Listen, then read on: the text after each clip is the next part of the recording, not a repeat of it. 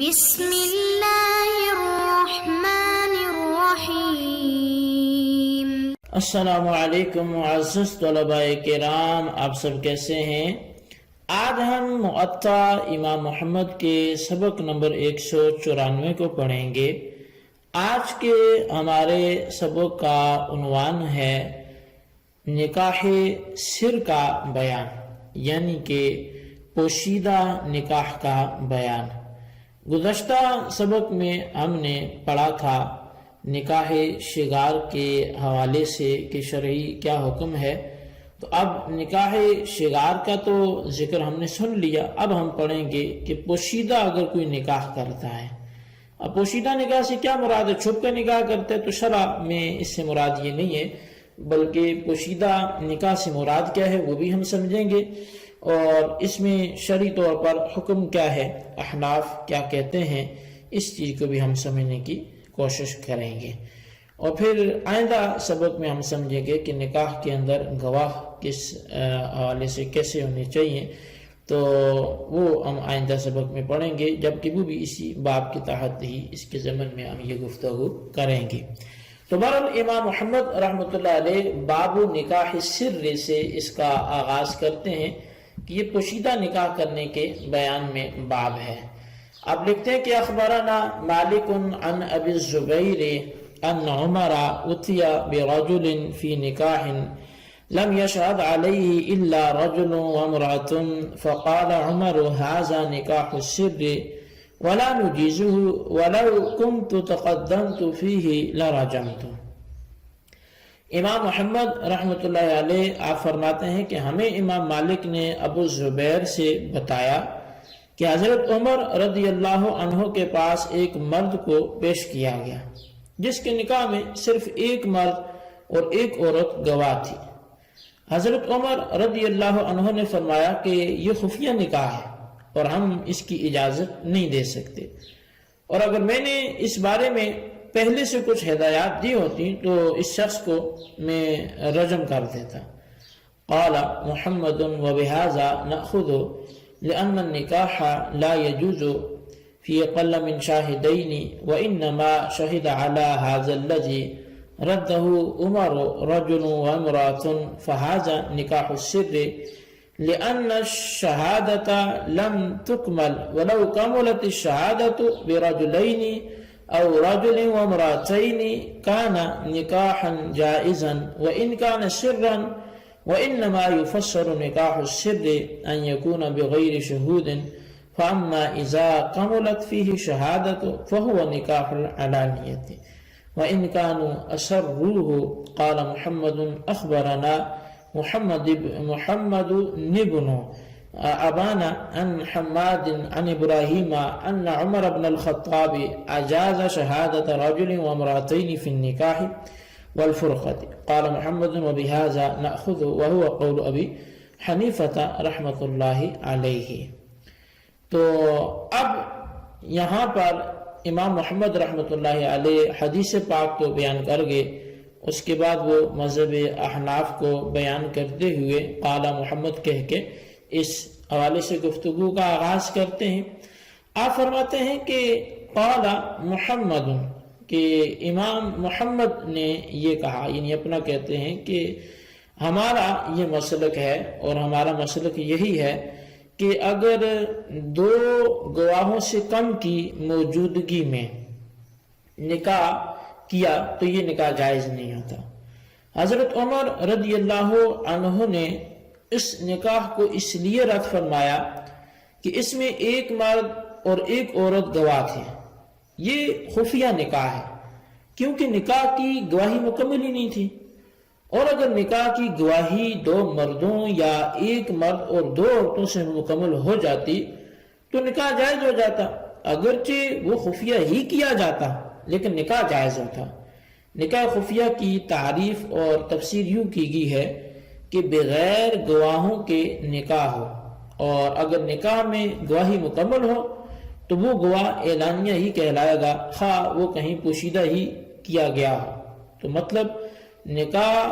کسی کمرے میں چھپ کے کیے گئے تو وہ خفیہ نہیں ہوگا، گواہوں کے بغیر یا ناقص گواہی ہو تو وہ خفیہ ہوگا۔ امام محمد رحمۃ اللہ علیہ کہتے ہیں کہ ہمیں محمد بن حبان نے حماد سے اور انہوں نے ابراہیم نخعی سے خبر دی ہے کہ حضرت عمر بن خطاب رضی اللہ عنہ نے نکاح اور جدائی میں ایک مرد اور دو عورتوں کی گواہی کو جائز قرار دیا ہے۔ امام محمد کہتے ہیں کہ اسی پر ہمارا عمل ہے، اور امام اعظم امام ابو حنیفہ رحمۃ اللہ علیہ کا بھی یہی قول ہے۔ اچھا، جدائی سے جو یہاں فرقت کے حوالے سے آیا ہے تو کہ نکاح میں اور فرقت میں یہ جو شہادت کے حوالے سے قول کیا گیا، تو اس سے مراد فرقت جدائی سے مراد یہاں فسخ نکاح ہے، نہ کہ طلاق مراد ہے، کیونکہ طلاق کے لیے گواہی ضروری نہیں ہوتی۔ امام مالک رضی اللہ تعالیٰ عنہ کے تمام مراسیل وہ معتبر ہیں، اور ائمہ حدیث نے بحث و تمحیص کے بعد یہی فیصلہ کیا ہے، یعنی مراسیل امام مالک مرفوع کے حکم میں، لہٰذا آپ کا حضرت عمر رضی اللہ عنہ کا شہادت نکاح کے سلسلے میں جو قول نقل فرمایا ہے وہ بظاہر اثر ہے، لیکن در حقیقت وہ حدیث مرفوع ہے۔ تو جس کے حوالے سے آپ نے فرمایا نا کہ اگر یہ میں نے پہلے ہدایات جاری کی ہوتی تو میں رجم کر دیتا۔ تو خفیہ نکاح یا پوشیدہ نکاح یہ ظاہری الفاظ سے معلوم ہوتا ہے کہ یہ ایسا نکاح ہے جو کہیں چھپ کر چار دیواری کے اندر کیا جائے، کہ یہ شاید خفیہ نکاح ہوتا ہے جہاں ہم لوگوں کا آنا جانا نہ ہو، لیکن اس کی تعریف یہ نہیں ہے۔ امام محمد نے اس کی تعریف جو فرمائی ہے وہ یہ ہے کہ ہر وہ نکاح جو کامل گواہی کے بغیر ہو وہ خفیہ نکاح ہے، خواہ وہ سر عام یا تنہائی میں انجام پائے، اور جس نکاح میں گواہی کا نصاب کامل ہو وہ اعلانیہ ہے، خواہ بند کمرے میں ہی کیوں نہ کیا جائے۔ تو نکاح کی کامل گواہی یا تو دو مردوں سے یا ایک مرد اور دو عورتوں سے ہوتی ہے۔ اگر ایک مرد اور ایک ہی عورت گواہ ہوں تو یہ چونکہ نامکمل گواہی ہوگی، اس لیے یہ نکاح بھی خفیہ نکاح کہلائے گا۔ اچھا، حضرت عمر بن خطاب رضی اللہ عنہ کے پاس جب نامکمل گواہی کی موجودگی میں نکاح کرنے والے مرد کو لایا گیا تو آپ نے فرمایا کہ اگر اس بارے میں پہلے سے میں لوگوں کو ہدایت دے چکا ہوتا کہ یہ نکاح درست نہیں ہے تو پھر اس شخص کو رجم کی سزا دیتا، کیونکہ ایسا نکاح نہیں بلکہ زنا کے زمرے میں آتا ہے۔ نکاح اعلانیہ کی جب آپ تعریف سمجھ چکے ہیں تو اس سلسلے میں معزز طلباء میں امام مالک بن ابو لیلہ اور عثمان رستی کا موقف ذکر کرتا ہوں، اور وہ یہ ہے کہ اعلانیہ نکاح کے لیے اعلان شرط ہے، خواہ وہ مجنون یا بچوں کے سامنے ہی کیوں نہ کیا جائے۔ علامہ سرخسی المبسوط میں اس حوالے سے ان کے حوالے سے لکھا ہے کہ امام مالک ابن ابی لیلہ عثمان رستی یہ فرماتے ہیں کہ نکاح میں گواہ شرط نہیں ہے بلکہ اعلان شرط ہے، یہاں تک کہ اگر بچوں اور پاگلوں کے سامنے اعلان نے نکاح کر دیا تو نکاح صحیح ہو گیا، اور اگر گواہوں کو حکم دیا کہ وہ نکاح کو ظاہر نہ کریں تو نکاح صحیح نہیں ہوگا۔ تو معزز طلباء کرام، امام مالک اور ابن ابی لیلہ اور عثمان بستی نے نکاح میں جو گواہی کے شرط ہونے کی نفی اور اعلان کو شرط قرار دیا ہے، یہ بات ان ہی پر موقوف ہے، کیونکہ نکاح میں گواہی کے شروط شرط ہونے پر بکثرت احادیث اور آثار موجود ہیں۔ امام مالک کا ایک اثر یہ بھی ہے کہ جو ہم پڑھ چکے، مزید جو ہے ان کے حوالے سے اگر بات کی جائے تو کثیر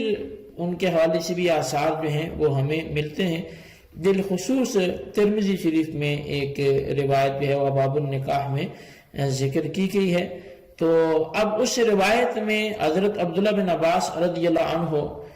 ماں سے روایت ہے کہ نبی اکرم صلی اللہ علیہ وسلم نے فرمایا وہ عورتیں زانیہ ہیں جو گواہوں کے بغیر خود بخود نکاح کر لیتی ہیں۔ اسی طرح یوسف بن حماد کہتے ہیں کہ عبدالاعلیٰ نے یہ حدیث تفسیر میں مرفوع لکھی ہے، اور کتاب الطلاق میں موقوف لکھا اور مرفوع نے لکھا۔ حضرت عبداللہ بن عباس رضی اللہ عنہما سے روایت صحیحہ یہ ہے کہ نبی علیہ السلام نے فرمایا گواہی کے بغیر نکاح نہیں ہے۔ اسی طرح کی روایت حضرت سعید بن ابو عروہ سے بہت سے حضرات نے روایت کی ہے۔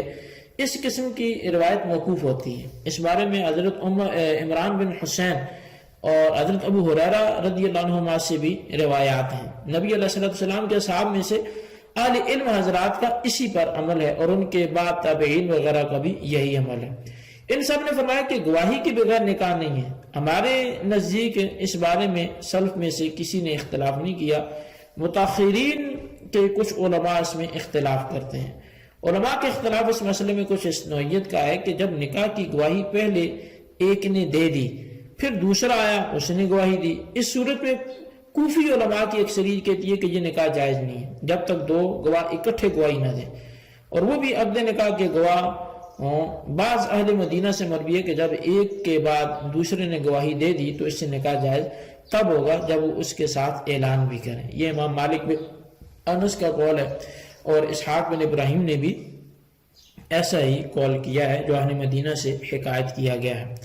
اور کچھ دوسرے اہل مدینہ کہتے ہیں کہ نکاح میں ایک دو مرد اور دو عورتوں کی گواہی یہ جائز ہے۔ امام احمد اسحاق کا بھی یہی قول ہے۔ تو بہرحال ترمذی شریف کی اس روایت میں دو مرفوع حدیث ذکر کی گئی ہیں، ایک میں بغیر گواہ نکاح کرنے والیوں کو زانیہ کہا گیا، اور دوسری میں بغیر گواہ کے نکاح نہ ہونے کا ذکر ہے۔ تو پہلا جو ذکر حدیث ہے وہ مرفوع اور موقوف دونوں طریقوں سے وہ حدیث کو ذکر کیا گیا ہے، کسی نے بھی اسے موضوع یا ضعیف نہیں کہا۔ امام ترمذی نے بھی اس کی نسبت یہی کہا کہ زیادہ صحیح یہی ہے کہ یہ حدیث مرفوع اور محفوظ نہیں ہے، لیکن دوسری حدیث کے امام ترمذی بھی مرفوع کہہ رہے ہیں، اور مضمون دونوں کا ایک ہی ہے، اس لیے پہلی اگرچہ موقوف تھی لیکن مرفوع کی تائید نے اسے بھی مرفوع بنا دیا۔ پھر امام ترمذی نے لکھا کہ حضرات صحابہ کرام تابعین وغیرہ سب کا یہی نظریہ ہے کہ نکاح کے لیے گواہی شرط ہے۔ بعض متاخرین کے اختلاف ہیں، لیکن بعض متاخرین کے اختلاف پہلے دور اور دوسرے دور میں منعقد اجماع کو ضرر نہیں پہنچا سکتا۔ جو اجماعی پہلے ہوا تو یہ بعد کے اختلاف بھلے ہوتا رہا،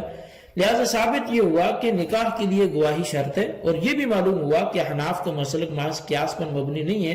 جیسے کہ بعض بے خبر کہا کرتے ہیں، بلکہ وہی مسلک ہے جو حضرات صحابہ کرام اور تابعین